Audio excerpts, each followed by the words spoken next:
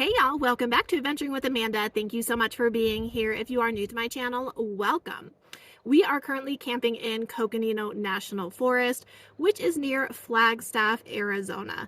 In this video, we are talking about camping near Flagstaff because it is the main northern hub in Arizona, and it's a popular destination for nomads in the summer. Flagstaff is at about 7,000 feet, and depending on where you travel around Flagstaff, whether you're north, south, east, or west of the main city, the elevation differs by about 500 feet here and there. So this is an awesome area to be in during the summer specifically because it is dry and temperatures generally reach a high of 85. But if you go a little further north of Flagstaff, you'll probably see the 70s. So I am going to talk about showering, water, dumping trash, getting your groceries, places to park in town. Because like I said, Flagstaff is the main hub in northern Arizona. You can take the I-40 through Albuquerque all the way to LA and it cuts through Flagstaff. Then you can go down south to Phoenix or up north to the Grand Canyon and beyond. So I will be showing you some driving footage and talking about everything that you need to know for camping in this area. Let's get started. One thing to keep in mind if you are traveling north to Flagstaff or out of Flagstaff heading south, the I-17 is so rough. The roads are absolutely horrendous and they've been doing a lot of construction on it. So in a lot of places, it's actually down to one lane. Especially during holiday weekends, you will no doubt have to expect delays and you will have to avoid the potholes because it is pretty gnarly, especially if you're in a big rig. So be prepared for traffic on the I-17 and be prepared for those rough roads. In the main Flagstaff area surrounding NAU and Old Route 66, you can pretty much find everything you need. Flagstaff is a city, so you have Walmart, Bash's, Safeway, Fry's, actually multiple Walmarts, Target, Big Lots, Goodwill, PetSmart, Petco, like literally everything you could imagine is in Flagstaff. There is also a Cracker Barrel right off the I-40 if you're looking for a place to stay overnight and stop. There's a lot off of the I-40 in terms of parking if you just need somewhere to be for the night. I also really like the Little America Travel Center that's located off of Butler and the I-40. They have incredible showers. They are $15, but you can literally have a luxurious bathroom for an hour and a half. You can stay overnight. They have a little cafe inside and they're dog friendly. You can bring your dog into the Little America Travel Center and into the bathrooms. So it's a great place to shower, even though it's a little bit pricey. It's worth it, especially because you can bring your dog. There is also a Planet Fitness to shower. I like to shower there if I'm going into town. Otherwise, I use my portable showers. You can also shower at the Flagstaff Aquaplex, and they have swimming pools and a fitness center. You can pay an amount for the day and take your shower there. So there are lots of great amenities in the area. If you're looking for hookups at a campground, I actually really like the Flagstaff KOA. Again, it's off of the Old Route 66 across the street from the Safeway, and there are some great trails over there as well. So whether you are looking to camp at a campground or want to boondock in a national forest, there are plenty of options. And you can find shower water dump stations on the iOverlander app. I highly recommend it because it will show you on a map where amenities are that you're looking for.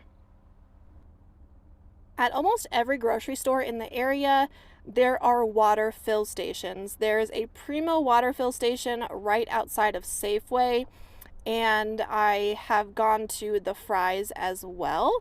It really depends on where you want to get your groceries and how much you want to spend on water.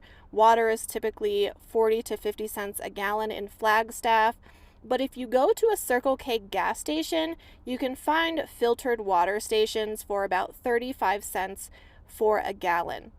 A lot of the Speedway gas stations in the area also have potable water spigots, but not all of them do. Some of the speedways also have dump stations, but I learned the other day from my friend in a Class A that they are actually closing down some of the dump stations in the Flagstaff area. So I know that the speedway off of Butler and the I-40 does have a dump station, and they don't plan to close it. So if you need to take advantage of that, that's a great place to go.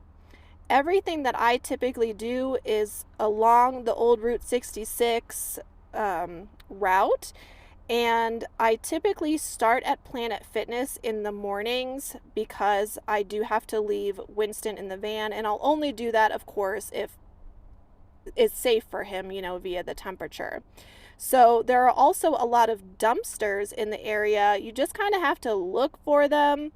Some gas stations, some shopping centers have dumpsters. You just have to look for an open one. There used to be a great one over by Planet Fitness, but it's no longer there, so you just have to keep your eyes out. I do recommend the Chipotle if you're interested, across from the Planet Fitness, which is located at Flagstaff Mall. It is very tasty, and right next to it there is a Dunkin' Donuts. I often see a ton of nomads and travelers at this Planet Fitness. It's a very popular place to stop, especially because it is on the route coming, west from the Grand Canyon. So ultimately, it's a popular tourist destination. And right now in this clip, I am actually pulling into the Planet Fitness, and I have a black membership, so I can shower at any Planet Fitness in the entire country. It's about $26 a month, but worth it for the amenities that they offer and the fact that I always have access to Planet Fitness if there's one near me. Now, in terms of camping around the Flagstaff area, there are endless possibilities. You can go north, south, east, west of town, and you will find forest roads. I use Campendium, which is an app or a website to find all of my camp spots. And like I said earlier, iOverlander is a good spot is a good app if you need to find somewhere to park in town or find amenities in the area. Now, I like to stay a little bit further outside of Flagstaff. I don't mind a drive into town. I will say that you can also find the forest roads on Google Maps, but be sure to check the Coconino National Forest government website for forest road closures and fire bans. As we get into the summer and it is dry, we often see fire bans and restrictions because of the risk of forest fires. So you can check all of that, like I said, on the Coconino National Forest government website. And the same thing can be said for any national forest that you're in. You will find road closures and information about campfires and the like. I don't recommend going to Cinder Hills OHV area, which is north of Flagstaff, unless you have an off-road vehicle, because it is very, very loud. But it's a great place to go if you have a dirt bike or ATV. Yeah, I just don't really like it because of all those vehicles. But it is close to Sunset Crater National Monument, which I highly recommend. It's a really cool place to go see.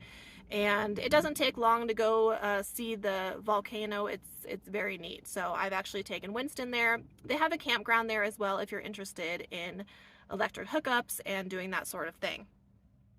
So Campendium, be sure to check the government website. There is camping all over. Google Maps will also help you out with finding a forest road that works for you and your location. As I stated earlier, you can get a great shower at the Little America Travel Center. You can go to Planet Fitness. You can go to the Flagstaff Aquaplex. And there are other options around. You just have to look them up. Google is your very best friend.